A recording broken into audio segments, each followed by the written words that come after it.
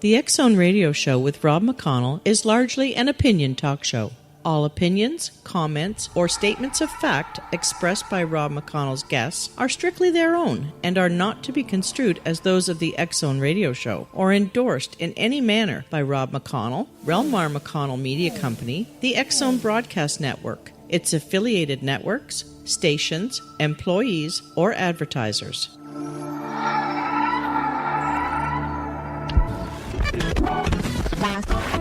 All Hit Radio.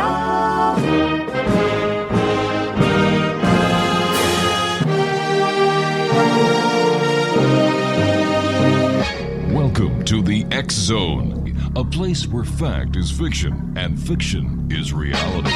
Now, here's your host, Rob McConnell.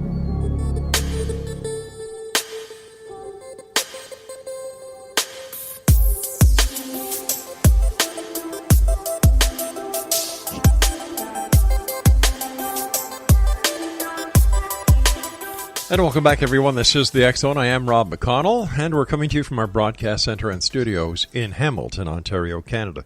If you'd like to send me an email, xzone at xzoneradiotv.com, on all social media sites, X Zone Radio TV. And to find out about the programming we have available for you 24/7, 365 on the X Zone Broadcast Network, www.xzbn.net. And you're listening tonight around the world to the X Zone on the X Zone Broadcast Network, Talkstar Radio Network, Mutual Broadcast Network, and iHeartRadio. My guest this hour, X Zone Nation, is Helene Arts, and the occult is her lifelong passion. She has been influenced most significantly by Aleister Crowley and Zion Fortune, philosopher Colin Wilson, and Witchcraft of a left-hand path persuasion. She is an innate in the Temple of Set. Helene is a practicing astrologer and regularly teaches public workshops on a variety of occult-related topics. She enjoys participating in podcasts and audio programs and is a regular speaker and workshop leader at a number of occult-related conferences and events. Joining me now is Helene Arts, and welcome to the X Zone, Helene. Thank you so much, Rob. I really appreciate the chance to chat with you about these fascinating things. So tell me, where does your interest come from? Well, it's a childhood interest. From the tender age of 11, I started to read about various aspects of the occult. And then later when I went to university, I did a bachelor in anthropology of religions, and that gave me, much more of a structured way to look at various aspects of the occult as different belief systems, but also as an anthropological phenomena around the world. And then I continued on in my studies, and I did a master's degree in human systems intervention, which is a very fancy way of saying group interventions. And there I focused on groups and people who join groups, but specifically groups of a religious nature or different spiritual expressions. So it's been a lifelong passion, and one that I've studied and worked with professionally and also academically. Would it be safe to say that all major religions have their founding in what could be described as the occult? Well, okay, so let's quickly look at a definition. What does the word occult mean, right? There are, I'd say there's one classic definition that we can look at that would pretty much work for everyone, and that is the original meaning of the word, which is hidden or to hide. And so we've used this word in different ways. One way, which most of us are probably familiar with, is when we think about lunar or solar eclipses. Right, sure. Right? Yeah, because then the sun is occulted or the moon is occulted. Basically means hidden.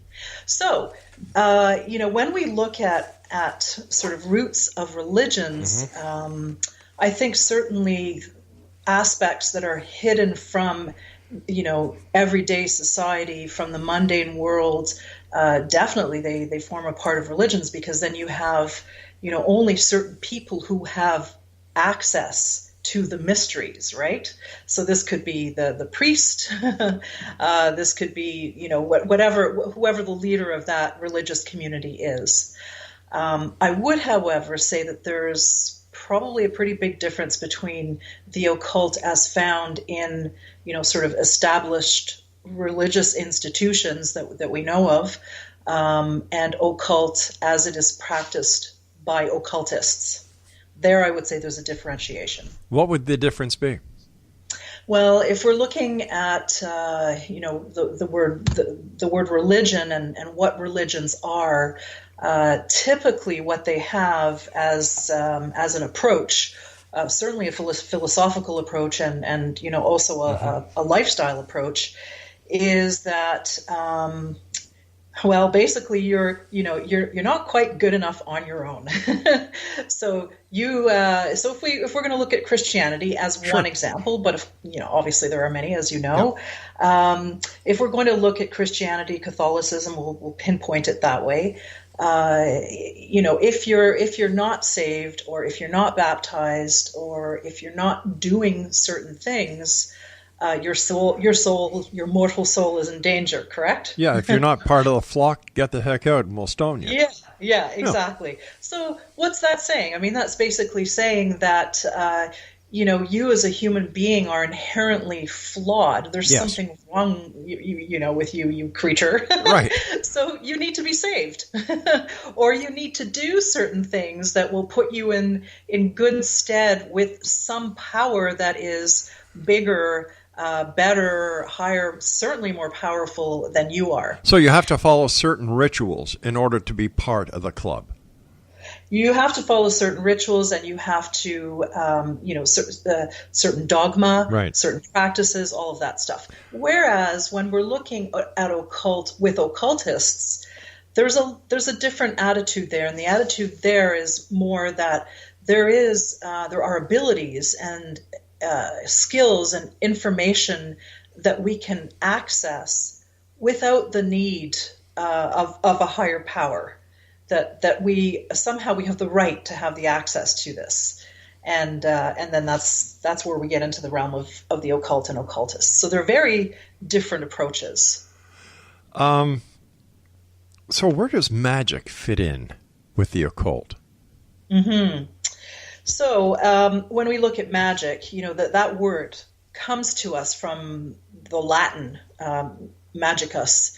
And we can trace it through the Greek and the Persian and so on. And basically, it was always referring to astrologer priests. Okay, so here we're looking at information that is available if you can, go behind the veil and into the stuff that's hidden. It's information that's available to human beings who have the training and the skills to be able to get it. So in essence, though, now, today, magic, I'll sort of use a preferred definition, if you will, it's the art and the science of using little known but natural forces in order to achieve changes in one's consciousness and in the physical environment. So the occult in general is an umbrella term that explores all the realms of those things which are hidden, to the mundane, if I can put it that way. And magic is the art and science of accessing that information and being able to use it to either change something within yourself or in your environment. Why do you think that there are a number of people today who have left the established religious philosophies and are going over to occultism? Yeah, that's a great question. Well, I think part of it is that the established religious philosophies, again, they come from the frame of mind that there's something inherently wrong with you as a human being. Now, okay, yes, there's a lot of stuff out there in the world that's horrific. Oh, I agree with that. Right? Yeah, so we're not going to argue that one. No way. But I think it's a little bit too simplistic to say that it's because you were born in sin. If we peel that onion, we're going to be in trouble. Well, wait a sec. If you look at the birth of Christ, he was born of sin because Joseph, his father, wasn't his father. So there you go.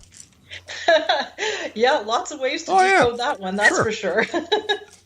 So, to your question, why do we see sort of people leaving established religions and counterpart so much more interest in the occult? Well, look, the established religions are about suppressing the self in favor of something that is supposedly higher or better than you are, and obeying it. And I guess we've gotten to that point, at least in certain segments of certain societies, where that just, that's fear-based and that's power-based, and it doesn't work anymore. Whereas the occult is different. It is the intention, the sort of underlying intention of it all, and certainly with magic, is to bring out your own power and be rid of fears, because you have a right to be here and to enjoy life to its fullest.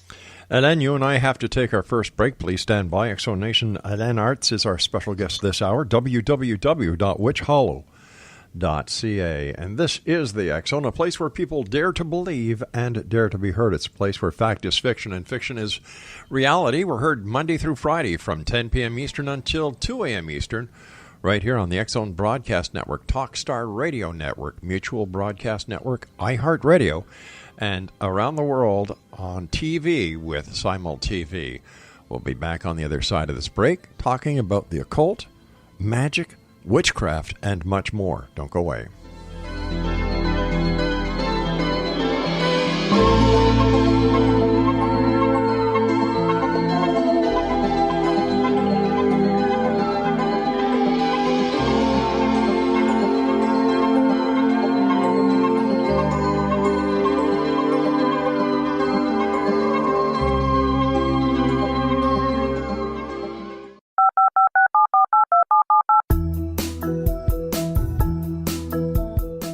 Did you know that when you're on the road with limited data or Wi-Fi, you can still listen to the X Zone Radio Show with Rob McConnell, The Science of Magic with Gwilda Wiyaka, X-1, Dimension X, Space Patrol, and every minute of the X Zone Broadcast Network by calling 213-401-0080, courtesy of Audio Now. No smartphone, app, or internet needed. It saves your data plan, and it's free if you have unlimited minutes. Call 213-401-0080 to listen on any phone, anytime, anywhere. Remember, 213-401-0080 for the best of the paranormal, parapsychology, and sci-fi radio programming anywhere, 24/7, 365.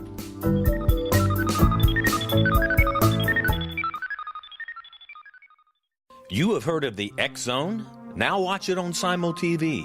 Plus 500 video games, live TV channels, free video on demand, worldwide, and more. Does this sound like tomorrow's television? Well, it is, but you can have it today, right now. It is Simul TV. Simul TV offers what the others only wish they could provide. 15 exclusive channels like X Zone, sci-fi, and horror. We are worldwide. No other provider offers that. 500 built-in video games. No need to have an extra expensive system. We have them included. Free video on demand. Live streaming events from around the world.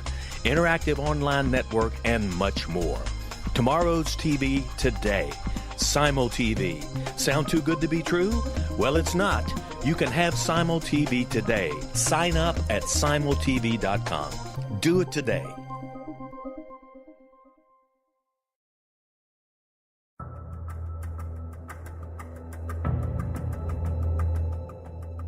Modern Esoteric, Beyond Our Senses by Brad Olson, consummates the lifeology story about where humanity originates. It is the lost continents, the primitive wisdom, the mythos of creation, and the rethinking of ancient history as we are taught in academia. There is much more to the story than what we have been told. As this is the first book in the Esoteric series, Modern Esoteric starts at the beginning of time and accelerates up to this modern age. Future Esoteric is book 2 in the series and takes a forward-looking position ahead of today with an open and honest examination of the ET issue and various unexplained phenomena. To discover the writings of author Brad Olson, visit www.bradolson.com. That's www.bradolson.com.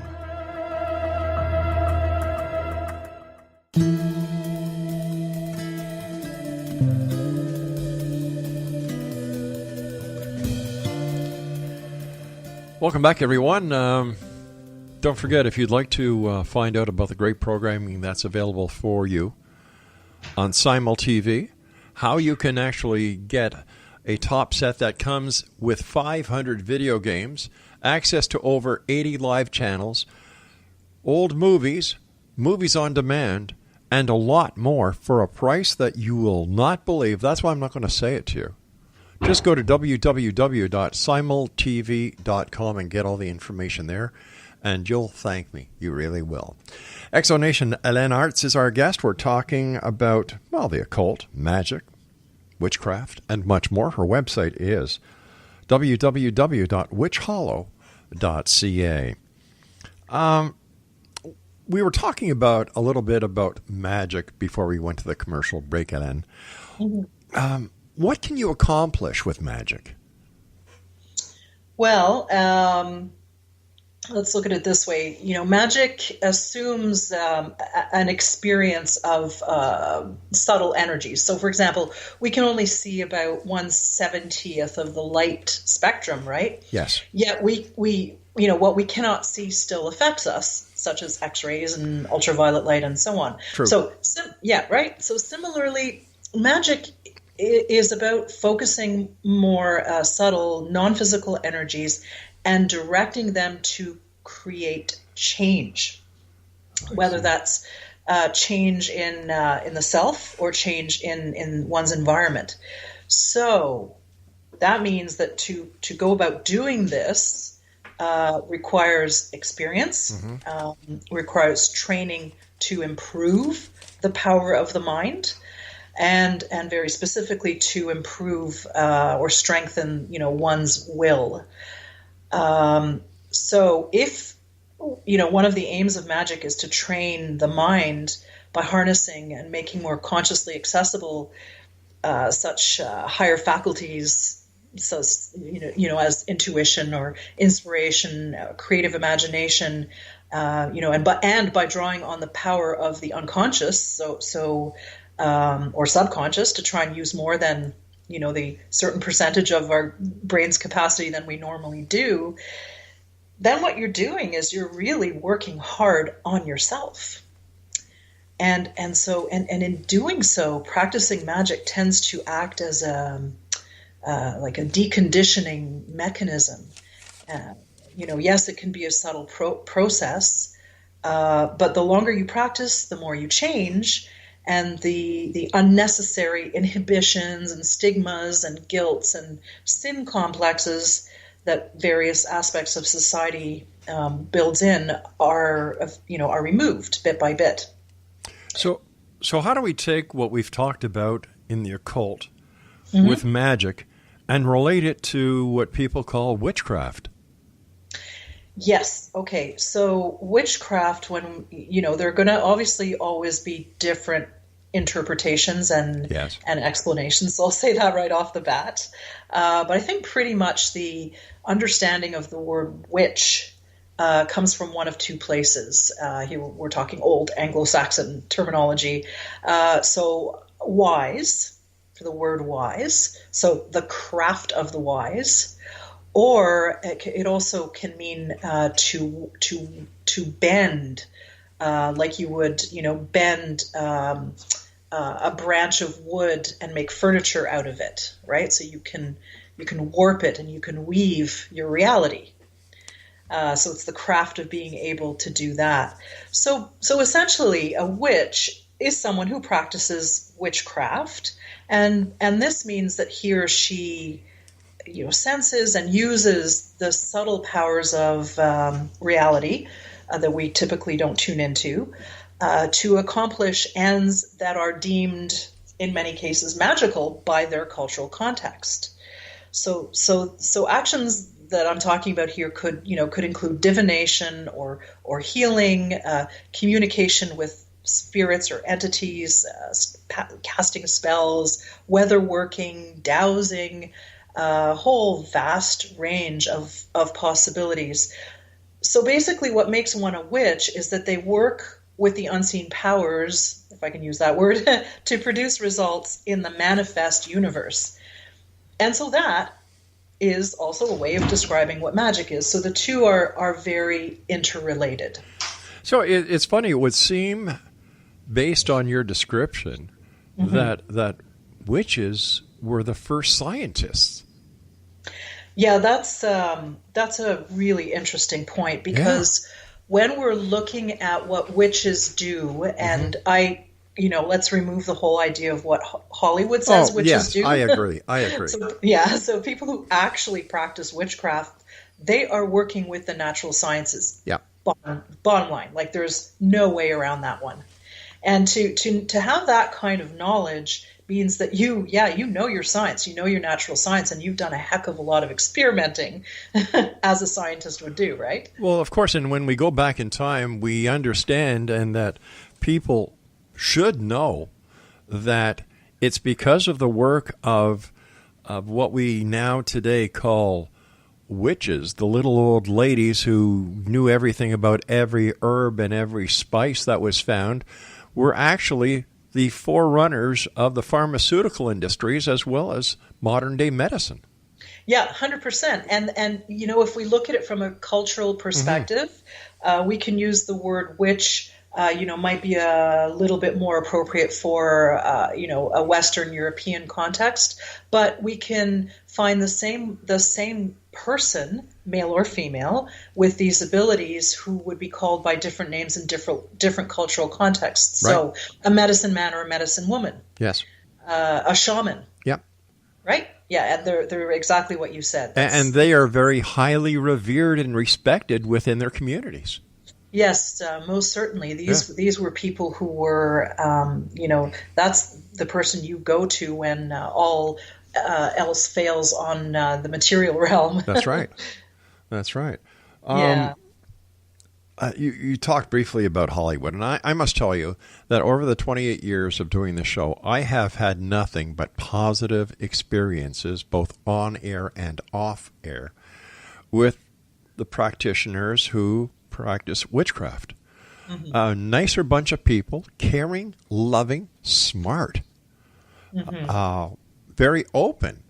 Like, yes. There's no hiding anything. And in fact, I've been one of the greatest proponents in the media, I believe, to say, you know what?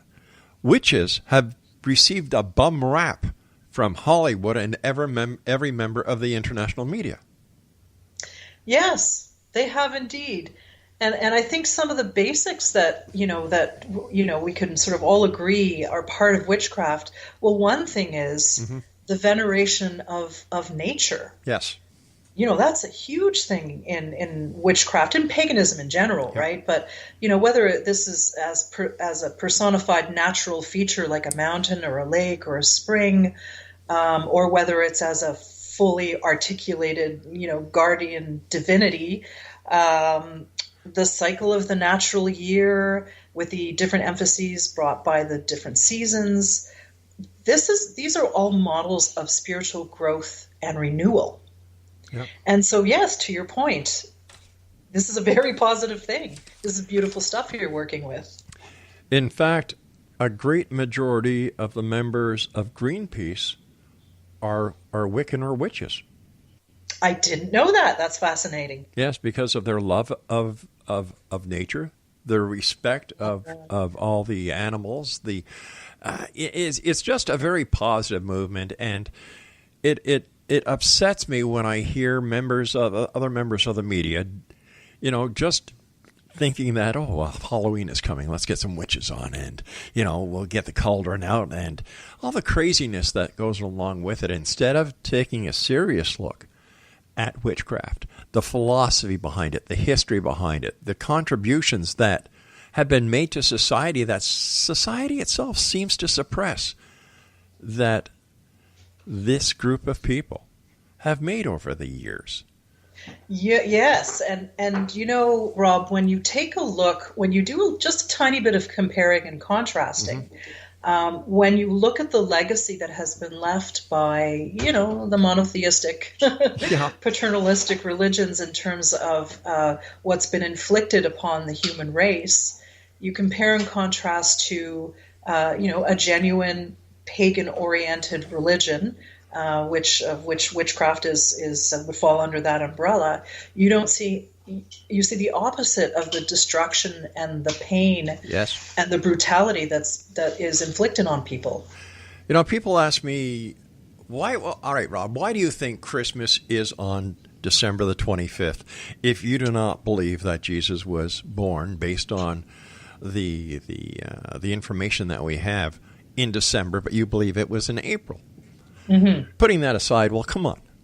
It was a marketing plan. It was strictly, let's get some of the pagans over on our side because the biggest philosophy is going to be the biggest winner. Like, where would we at Christmas be without the pagan rituals of the Yule log, the Christmas tree? Just to mention two of the main aspects of a Christian Christmas. Well, you know, yes, paganism, you can almost say that paganism, as a generic umbrella, is the ancestral religion of the whole of humanity. I agree. Right? So then, you know, as we sort of diffuse that or disperse that into different cultures and different cultural epochs and times, then, for sure, if we just look to Europe, as you were saying, you know, alive and well is the solstice, the celebration of the solstice. Listen, I hate to do this because we're on a roll over here, but I've got to take my news break at the bottom of the hour. Helene, please stand by. Exonation, Helene Arts is our special guest, www.witchcrafthollow.ca, and we'll both be back on the other side of this news break as we continue here in the X Zone from our broadcast center in Hamilton, Ontario, Canada. My name is Rob McConnell. Don't go away.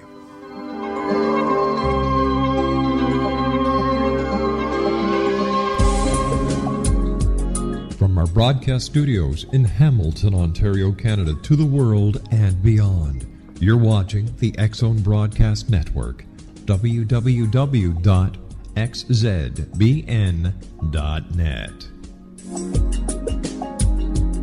AVS Media Den. You have heard of the X Zone? Now watch it on Simul TV, plus 500 video games, live TV channels, free video on demand, worldwide, and more. Does this sound like tomorrow's television? Well, it is, but you can have it today, right now. It is Simul TV. Simul TV offers what the others only wish they could provide. 15 exclusive channels like X Zone, sci-fi, and horror.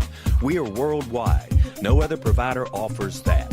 500 built-in video games. No need to have an extra expensive system. We have them included. Free video on demand. Live streaming events from around the world. Interactive online network, and much more. Tomorrow's TV today. Simul TV. Sound too good to be true? Well, it's not. You can have Simul TV today. Sign up at simultv.com. Do it today.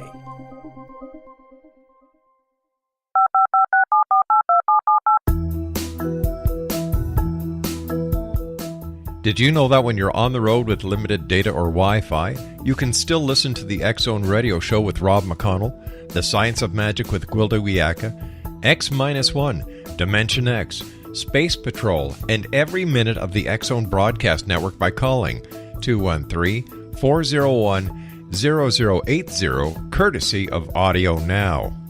No smartphone, app, or internet needed. It saves your data plan, and it's free if you have unlimited minutes. Call 213-401-0080 to listen on any phone, anytime, anywhere. Remember, 213-401-0080 for the best of the paranormal, parapsychology, and sci-fi radio programming anywhere, 24/7, 365.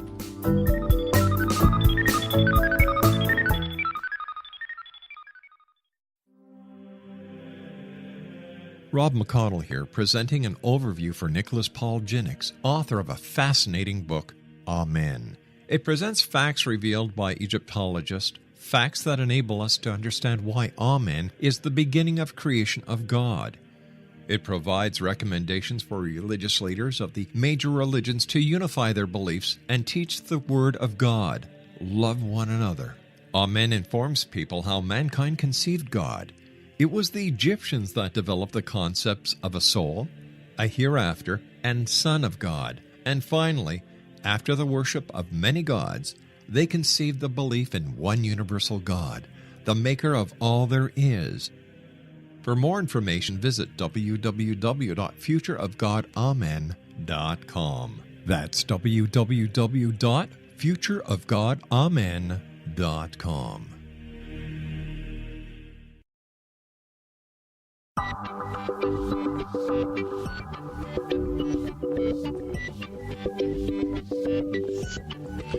Welcome back, everyone. This is the X Zone. I am Rob McConnell. We're coming to you on the X Zone Broadcast Network and our affiliated stations and networks, including iHeartRadio.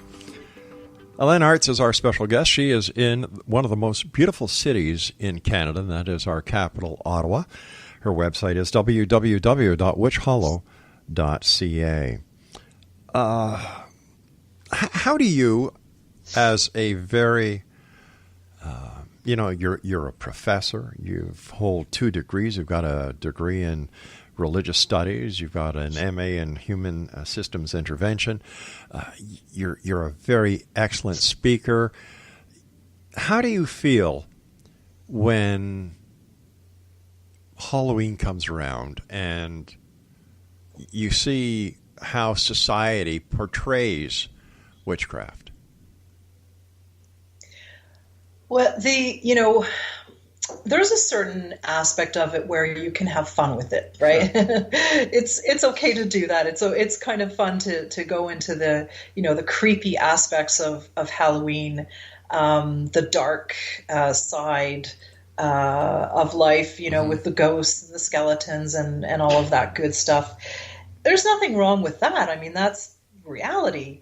I think the piece about how witches are portrayed is it's a reflection of a couple of things. One is there's money in this, big time, big time. Let's keep that moneymaker going. Yes, but I've often wondered who the moneymaker is. Is it the candy company or the dental association? There's got to be a connection there somehow. Both, and we're going to throw in there as well, anything from the Hallmark card company to that goes without saying. The decorations, sure. Yeah, there's a lot of money in it, and that part is probably the most insulting. Yeah. I think. For our listeners who may not have ever had the opportunity of hearing the witch side of the story, and I didn't mean to say that in a negative way. So if you took it that way, I apologize. The Halloween version of a witch, where she rides a broom, where she wears a pointed hat, and they're always in front of cauldrons, cackling, and old ladies. Where does that come from? Yeah, and what's the truth they're behind not just it? Old; they're ugly too, right? We have to add insult to injury. I wasn't willing to go that far. Okay, let's look at the broom. That's actually such a fascinating thing, and I think if people understood where that comes from, it would make everything a lot richer. Okay. So first of all, the broom is symbolic. If we have the witch sweeping her space, her hearth, her home, whatever, with a broom, what that is actually symbolizing is not the removal of floor dirt. It is the removal of energies and astral entities that are negative, right? So first, what he or she wants to do is remove the negative energies so that he or she can, let's say, conduct a ritual or do a spell. And then that's where the cauldron comes in. The cauldron is, again, we were working with herbs and with plants and so on. Mm-hmm. So so we would have a cauldron with everything, sort of working together inside. Could be a healing tincture. It could be something that helps people sleep or dream, all sorts of different medicinal and other purposes for the work that's done in the cauldron. But first you clear out the negative energy so that you're making whatever you're making in a healthy environment, spiritually healthy environment. The whole idea of flying on the broom, again, that is also symbolic. The broom is symbolic for astral projection in this particular case when you're flying on the broom. So, yes, there are herbs and mixtures that people who are knowledgeable with plants can put together, and they will have out-of-body experiences. They will have, lucid dreaming, vivid dreaming. They will astral project, that sort of thing. So it's just like going down to Brazil and taking ayahuasca. Yeah, yes, exactly. Gotcha. Right. And the broom is simply symbolic for that. You're traveling, right? Yeah, that's it. Gotcha. So if we knew about that, then it kind of changes the picture of the broom and the witch flying on the broom and the cauldron. It makes it infinitely more fascinating, doesn't it? Yes, and now here in Canada, pretty soon you're going to be able to go to your local corner store and get your own recreational supply, and instead of a broom, you're going to be able to travel on a joint or a reefer. Yes, this is true. Where does the pointy hat come from? Well, the whole idea of being draped in black, which includes the pointy hat, that is a very classic and still is used today way of dressing oneself for a ritual or during a ritual. So a black cloak is classic, and typically a cloak will have a hood. And so if you don't have a hood, you have a hat. Right. So you're basically cloaking yourself in black. Now, that is not a negative thing, because when we're looking at it from an occult perspective, the color black holds power. So it's not that it is powerful, but that it is energetically holding power in one place, as opposed to something like yellow, which is much more, disperses it out so everyone can see it. Well, black holds it in and keeps it close. The cauldron, is that where the herbs and everything that was used in order to have the spiritual experience was mixed? Yes, that would be a very typical tool. And why the black cat? Well, because here we're venerating nature, and nature includes the animal kingdom. Definitely. Yeah. So that brings in the whole concept of familiars. Okay, right? And therefore black is a color of black holds everything together, or holds the strength in? Yeah, I mean, if you look at it from the perspective, from sort of the magical perspective, black has a very specific symbolic symbolism attached to it. But of course, that gets twisted, right, with the media, with Hollywood, with whatever, and black is seen as a negative thing, as a negative color, when in fact it means the opposite in the actual practice. So, witches, magicians, occultists, they can have all different kinds of animals, and they can be all different kinds of colors, but the black cat stuck, because it's black, and that is associated with something negative, wrongly in my view. Sure.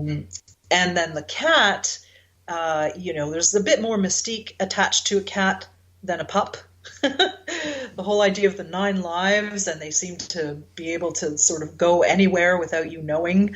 The cats are very different from dogs, is what I'm saying. In your opinion, based on what you see when it comes Halloween time, or the general perception of how the public looks at witchcraft, what point is more disturbing to you? Aside from the people making so much money off it, using, toxic materials and, food junk that's terrible for your system. Aside from that, I would say probably the most disturbing thing is the portrayal of the female. Yeah. Which you mentioned earlier, typically elderly, and then I said, and also ugly. And the fact that a witch is female in the first place. Because in reality, in terms of the practice of witchcraft, we don't even look really at gender. It's such a non-issue, other than to again celebrate it, or sex, gender or sex, either one. What about the witch trials that were held in Salem, Massachusetts? Sorry, go ahead. I'm sorry. I look at that and I say, oh, here we go. It was just a gender issue that was blown way out of proportion to prove a point and to suppress the feminine. Yes, absolutely. And that has a long, ugly history. And, of course, we know about them from Salem, but we also know that the numbers were much, much higher in Europe. Sure. So, we just inherited that horrific practice, unfortunately, across the pond. Do you think, I've got about a minute before I have to go for my final break here, but do you think that the perception of, when it comes to witchcraft, is still a dark magic? It's something evil compared to what it truly is, and that is something good? Yes, I think that is still the general perception, albeit changing slowly. And I'm sure that a lot of people can thank you in the positive manner in which you get the message out there. So for that, I thank you. Thank you. All right, please stand by. You and I must take our final break. Exonation Helene Arts is our special guest. Her website is www.witchhollow.ca. And we'll be back on the other side of this break as we wrap up this hour here in the X Zone. And don't forget, you can still get online your complimentary copy of the X Chronicles newspaper. 92 pages, great stories, great ads. And all you need to do is go to www.xchroniclesnewspaper.com. That's X, the alphabet X, chroniclesnewspaper.com. I'll be back with Helene. Don't go away.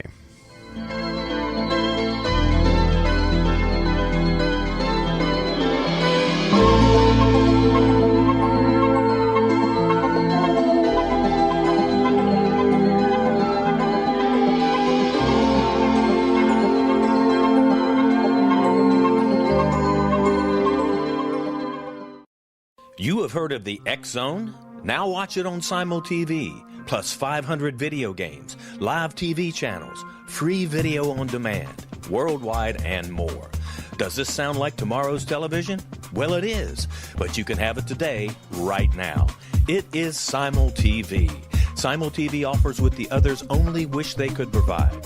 15 exclusive channels like X Zone, Sci-Fi, and Horror. We are worldwide. No other provider offers that. 500 built-in video games. No need to have an extra expensive system. We have them included. Free video on demand. Live streaming events from around the world. Interactive online network, and much more. Tomorrow's TV today. Simul TV. Sound too good to be true? Well, it's not. You can have Simul TV today. Sign up at simultv.com. Do it today. The new nonfiction book, Razor of Madness, is similar to cult movies like Clockwork Orange, Dragon's Tattoo, or The Other Side of Hell. Wayne Morin Jr. and Thomas Lee Howe will expose widespread and systematic deficiencies in this thought-provoking tell-all novel. Mind control rages among scholars in law schools. Human rights are ignored while thought reform and mental manipulation are accepted practices used as behavior modification. Dr. Louis Jolyon West comes to mind. Media and public scrutiny shows that United States mental hospitals are in fact destructive murder industries. Razor of Madness expose novel details this epidemic through an in-depth professional and personal investigation. For decades, there has been a revolving door policy that still releases killers and pedophiles back into society. The maestro of mind control continues to haunt America to this very day. Razor of Madness is available in paperback or as a downloadable ebook at Amazon.com. I'm William S. Peckham. If you enjoy a good mystery with a touch of the paranormal, then you'll love my novel, From Out of the Woodwork. It's the story of a young Toronto contractor, Sean Kennedy, who buys derelict homes, guts them, and turns them into multi-family dwellings. Slums just waiting to happen. When Sean buys 29 Livery Lane, the house fights back. Former owners unexpectedly come out of the woodwork as he starts the destruction. The apparitions come to him when he touches old books, reads hidden letters, rummages through old boxes, finds a locket, or reads a discovered manuscript of a murder mystery. From Out of the Woodwork will take you from 1899 to the horror of the World Trade Center, September 11, 2001. Check out From Out of the Woodwork on my website, www.williamspeckham.com.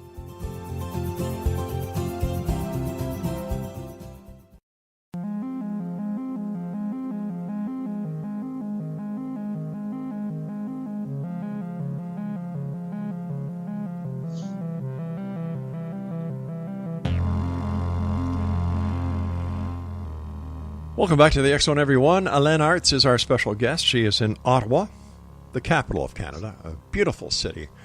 If you're ever coming up to Canada from wherever you are listening, Ottawa is a city that you must see. The Rideau Canal, Parliament, the markets, the people are the most friendliest people that you'll find. Well, everybody in Canada is friendly.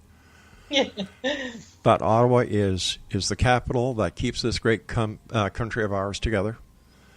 And it is, in my opinion, one of the most beautiful cities in this country. So there you go. And I'm not getting kickback from the Ottawa Visitor Bureau. This is coming from the heart. Helene Arts is our guest, and she is in Ottawa. Her website is witchhollow.ca.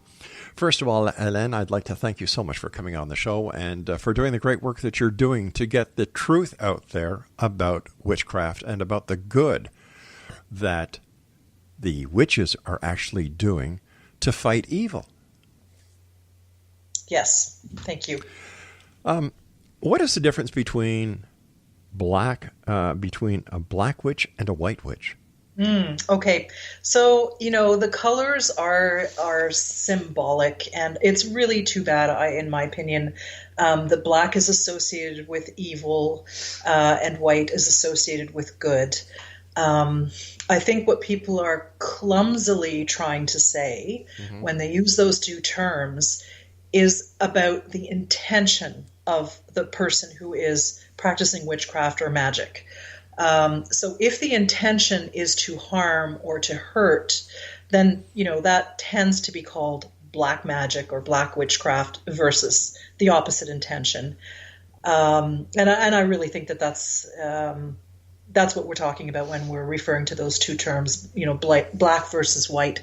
Again, unfortunate because the symbolism attached to that has cultural connotations which are wrong. Frankly. The color of the candles. I understand that they play a significant role in witchcraft. I had a very good friend of mine. Her name is Lady Ashley in Niagara-on-the-Lake. She is a practicing singular white witch. A wonderful little lady. She's a perfect little witch. And she used to tell me the different colors of the candle and what each meant. And that was so long ago, I was wondering if you could refresh my memory. Well, the reason why we're using color is about certain, sort of magical correspondences, if I can use that word, right. that link together colors and certain energies and certain planetary or astrological forces, for that matter. We can get into, hermetics, and that's a huge, huge field. But the bottom line is that, typically red has to do with passion. So anytime you want to activate something, right? Whether it's love or whether it's going out there and getting that job and putting your passion into it, you're gonna use red for that color. Green is more associated with things that are of the earth, and so then it's typically associated with anything financial, for example, because we're might be looking at increasing our financial health, which has to do with the mundane world. Versus white, which is typically used to indicate spiritual energies. Yellow is for harmony. Purple is for magic. Black is for power. Yeah, so we have a whole different spectrum of correspondences related to different colors. When it comes to entities such as ghosts, spirits, demons, angels, etc., how are they viewed, or what role do they play in witchcraft or in paganism in general? Right. Well, I guess to start off with, it's kind of hard to imagine that us human beings here on Earth are the only things that exist. True. I mean, that really stretches the imagination. So I think we're coming from the perspective of there is more than just human beings populating the physical universe. Okay, however large we want to call that, and by the same token, there are different dimensions. I mean, we're exploring that in physics and science. So that could point to different entities that are, not physical entities like human beings are, and existing in different dimensions. I think that the bottom line is that we're not all there is. And now it kind of is, it's like this. When you walk out your front door, Rob, tomorrow morning, you're walking onto a streetscape where there are all kinds of people, right? They could be good people, generous people hiding things, people who are, out to cause harm, right. All kinds of people out there. Well, it's kind of the same thing from an entity perspective. We're human beings, we're on this planet, and there's probably a whole spectrum of other beings that we're sharing the planet with, or the dimension with, or the solar system with, or the universe with, right? So with witchcraft, with magic, the idea is that you can connect with some of these entities, and you can enter into sort of a working relationship with them, if I could put it that way, whereby you can tap into certain aspects and characteristics, features that they have that you don't have, that you would like to have. Right. Just like we do with, other human beings. Why do we have certain friends that we have, business relationships that we have?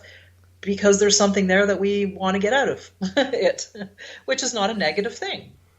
No, it's not. Yeah. So I think that's really, it's a very simplistic way of looking at it because it's such a huge topic. But yes, there are entities out there. Now, whether we call them ghosts or spirits or demons or aliens, first of all, there's probably goodness knows how many different varieties. And I think that's also very culturally dependent as well. I have talked to many people on this show over the years who are, I'm using air quotations here, paranormal investigators. Right. They buy themselves a GoDaddy website, put up some junk, and automatically they're a paranormal investigator. And I listen to them. I'm a former cop. I'm a real investigator. So I know what it is to investigate, how to collect evidence, what evidence is, and what the proper collection of evidence based on facts will lead you to. So when I hear these guys saying, well, we've got an EVP, we've got a mist in the picture, we've got the orbs, but they never have any concrete, what I call evidence. How do you, as a member of the witchcraft, of the occult, as a pagan, how do you deal with these people who put a negative spin on anything that they just can't understand because they classify themselves as an expert. My God, you're a professor. You hold 2 legitimate degrees. You studied your butt off. You know what I mean? So as a former investigator, I take it as an insult. So how do you, a member of the true academic society, look at what these people are doing and the disinformation or information, however you want to look at it, that they are spreading, and how it affects what is believed to be legitimate when it comes to witchcraft and paganism? Yes, that's such a good point. I mean, it's really, really unfortunate. I think that's really, really sad because what a fascinating field to have legitimate research and study and evidence in, for real. Yes. I mean, it could, it changes the way we see reality and the nature of life and what it is to be human when we're dealing with the real deal. And so when we're dealing with people who, put up the shingle and get all excited over all kinds of phenomenon, it waters it down so badly, it turns it into a farce. And, like any other thing that has that characteristic, then of course it's so easy to minimize it and poo-poo it, right? But at the same time, the para industry is turning into a multi-million-dollar industry based on disinformation. Yeah, that's a good point, and I think that goes back to one of your earlier questions, because earlier you said, why is it that we're seeing sort of an exodus out of established religions into the occult? Well, it's because I think we've reached that place where we know there's something more to life than just, our meat sack that we're inhabiting. Yeah. And we're trying to find what is that and where is it and how do you articulate it? Well, I, for one, know that if anybody, for those who are listening around the world, if they want to find out answers to the questions that you've just asked, all they have to do is go to www.witchhollow.ca. Well, thank you for that, because it's true. We do have a resource list on there, and the aim of Witch Hollow is to educate. The whole point of it was to, help people to get away from all the crap that's online. Yep. And there's a lot of good stuff there too, mind you. But to prevent them from wading through a whole bunch of stuff that is really, substandard, and get them good, solid information that stands the test of the discerning. Helene, I have to say so long with you tonight. I look forward to the next time we meet here in the X Zone, but I thank you very much for sharing an hour with us, and I look forward to the next time we chat and bring light to what many people believe is a dark topic. I'll be back on the other side of this commercial break with the news. Don't go away.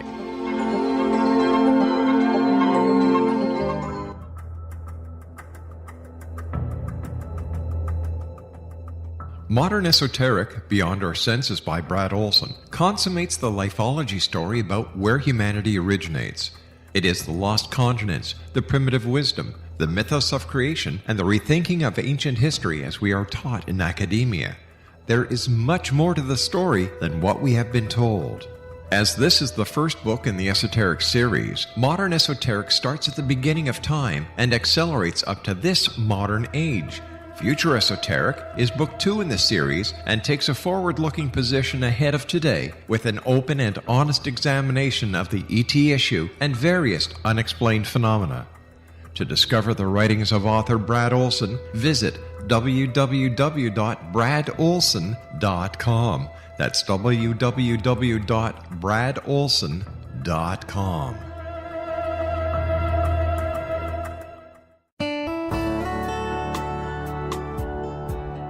Are you or is someone you know struggling with addictions, depression, anxiety, relationships, low self-esteem, lack of confidence, grief, success, and prosperity?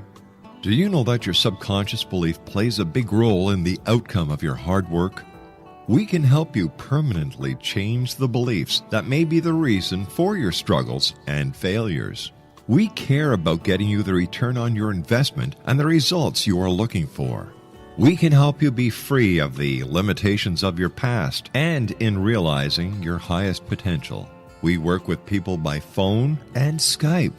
For more information, visit us at www.ritasoman.com. That's www.ritasoman.com.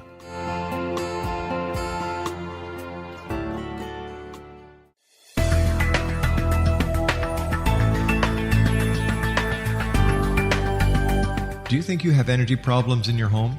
Do you feel better when you're away than when you're home? Joey Korn is a global leader in the world of dowsing who specializes in personal energy clearing and space clearing. He can help you create an ideal energy environment in your home no matter where you live in the world. Learn about his remote spiritual house cleaning services and much more at www.dowsers.com. You can get Joey's book, Dowsing, A Path to Enlightenment, as well as other dowsing books and tools, Kabbalah books, and Walter Russell books. Joey's work is really amazing. Go to dowsers.com right now. That's DOWSERS.com or call 1-877-DOWSING. That's 1-877-369-7464.